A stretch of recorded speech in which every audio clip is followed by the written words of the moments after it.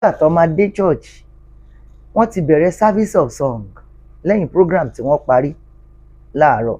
Fóònù mi ti wà nínú báàgì mi. Ìgbà tí máa yọ fóònù mi mo ti rí miss calls wọn, mo dẹ̀ pè wọ́n padà.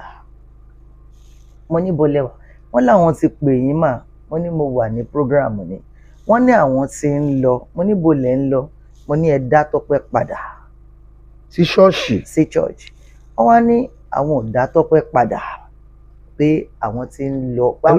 ẹ ló mà ta ló ṣe lè fún yín mà. Mi ì mẹ́ni tó gbé fò bí àdírẹ́sà níbí kan nínú wọn kì í ṣe Tọ́pẹ́. Wọ́n á ní àwọn tí ń lọ bóyá náà wọ́n ti dé ibì kan ṣá páwọn ń lọ sí hospital lọ́sẹ̀ àsọfún mi páwọn ń lọ. Mo lókè àti gbọ́ bọ́ mi ò rí kọ́ wọn. Gbà tó dẹ̀ di àárọ̀ dọ́tà mi ló ń ṣe àwọn strange things kan. Ó kọ́kọ́ gba kọ̀ọ̀kan ó pariwo, mo ní kí ló ṣẹlẹ̀. Dọ́tà tí wọnú mọ́tò ó ti gba kọ̀ọ̀kan ó ti gba. Òun ti mọ̀ àbí. Ó dà pé òun ti mọ̀ kò dẹ̀ sọ nǹkan kan. Ó tún gba kọ̀ọ̀kan ní mọ́tò tó ṣe bákan bí mi ṣe gbé fóònù mi nìyẹn. Mo bá pè wọ́n. Hairdresser yẹn ló ń pè títí tán fi gbé Tọ́pẹ́ tán fi gbé kó lé. Nọ́mbà ẹ̀ wà ní ọwọ́ mi. Mo wá pè ló bá ní wọ́n mà pàpà kú lánàá. Language yẹn wá ó ṣe bákan lára. Mo wá ní irú kúkú òṣìwò nìyẹn tí mo tiẹ̀ bára jẹ́ tí mi ò gẹ̀ẹ́tì ara mi bá já kó lórí aago bá pe ọkọ Tọ́pẹ́. Mo bá ní bo ló wà, ó bá lóhùn, mo ní Tọ́pẹ́ ńkọ́, ló bá ní wọ́n sọ pé ó kú. Mo ní bo ló wà, ó ní police station. Mo ní ó dẹ̀ tí ìwà Tọ́pẹ́ lọ. Ló bá gbé fóònù fóbìnrin kan bóyá ọlọ́pàá nìyẹn ṣá. Ló bá ní àwọn ẹ̀gbọ́n Tọ́pẹ́ wà pẹ̀lú ẹ̀ máa ní òkè send nọ́mbà àwọn ẹ̀gbọ́n ẹ̀ sí mi. Ó wá send nọ́mbà àwọn ẹ̀gbọ́n ẹ̀ sí mi. Àṣà àwọn ẹ̀gbọ́n yẹn wà pẹ̀lú Tọ́pẹ́ lánàá tí wọ́n fi wá sí church. Wọ́n jọ dé ṣọ́ọ̀ṣì yín ni. Bẹ́ẹ̀ ni lọ́dọ̀ mi làwọn àǹtí yẹn wá ṣàlàyé fún mi pé àwọn jọ débẹ̀ lánàá ni pé ńgbà táwọn dúró dè mí táwọn á rí bí Tọ́pẹ́ ṣe é ṣe.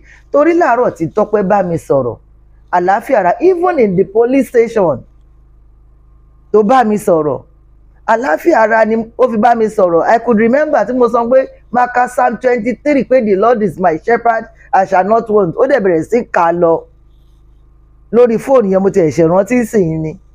Tó bá mi sọ̀rọ̀ dáadáa ó bá DPO ṣeré tọ́jọ́ sọ̀rọ̀ tọ́jọ́ ṣe gbogbo ẹ̀ kí DPO tó náà fún wọn ló pé kọ́ lọ ra snacks pé kọ́ má ra tẹ̀gbẹ́ títì fún ti eatery ní kọ́ rà fún. So mi ò lè ro mi ṣé ṣálọ́mọ fẹ́ rokú sọ́mọ ẹ̀ ní. Adìyẹ téèyàn ń sì gan ènìyàn ní rokú sí tọ́kílẹ̀ sí ọmọ. So mi ò ro nǹkan kan pé nǹkan kan pé Tọ́pẹ́ ikú jìnnà sí gbogbo nǹkan tó wà nílẹ̀ níjọ́ yẹn. Bí kan dé church kan dúró dè mí ni kí wọ́n bá wọn níbẹ̀. So làǹtí ẹ̀ wá ṣàlàyé fún mi pé kò wà comfortable mọ́ pé làwọn ṣe gbé lọ. Wọ́n ní hairdresser ò dẹ̀ pè mí anybody ò dẹ̀ pè mí pé Tọ́pẹ́ ṣaláìsí kankan bẹ́ẹ̀ yẹn. So a ṣáà sọ̀rọ̀ yẹn síbẹ̀ ṣá. Mo wá bàbá ọkọ ẹ̀ wá pè mí pé àwọn fẹ́ bá mi sọ̀rọ̀. Èmi wá rí fásitì bàbá ọkọ ẹ̀ pé kó pe àwọn ẹ̀gbọ́n àwọn àǹtí ẹ̀. Bàbá ọkọ ẹ̀ wá ní pé gẹ́gẹ́ bí ìyá sí ọmọ pé èmi làwọn máa pè. Mo ní ẹ pe àwọn àǹtí ẹ̀ náà. Ṣé nọ́mbà ẹ̀ wà lọ́wọ́ ọmọ yín ló fún mi ní nọ́mbà pé wọ́n pè. Bàbá yẹn ṣáà sọ̀rọ̀ pé kò tiẹ̀ wá yí àwọn bí àgbàlagbà ni wọ́n. Prolong ọ̀rọ̀ yẹn much. Mo ṣáà ní pé ẹ lọ pa àwọn àǹtí ẹ̀. So mo rò bí bàbá yẹn lọ pe àwọn àǹtí ẹ̀. Tí mi àtàwọn àǹtí ẹ̀ bá pera wọn ní ọkọ ẹ̀ wá kò ì dé ọ̀dọ̀ àwọn kò tí ì wà kọ̀ọ̀kan bẹ́ẹ̀ yẹn. So a ṣáà ń sọ̀rọ̀. Mo wá rí i pé wọ́n ń ṣe a lot of program. Mo wá gbọ́ tí ọkọ sọ pé police station ló kú sí. DPO náà ti gbọ́ pé wọ́n ṣe program pé police station ló kú sí báwo. Ṣé òkú ẹ̀ náà wá gbé lọ sí church àbókù ẹ̀ ló wá juwọ́ sí àwọn last man padà nígbà tó ń lọ. So program kan tún wá come up. Program yẹn wá ní ẹni wá sọ pé ọ̀dọ̀ ìyá Kẹ́hìndé Ọ̀ṣọ́bà ni wọ́n ń lọ. Ṣé bẹ́ẹ̀ náà ti fẹ́ lọ pa? Ẹni yẹn fi question mark sí.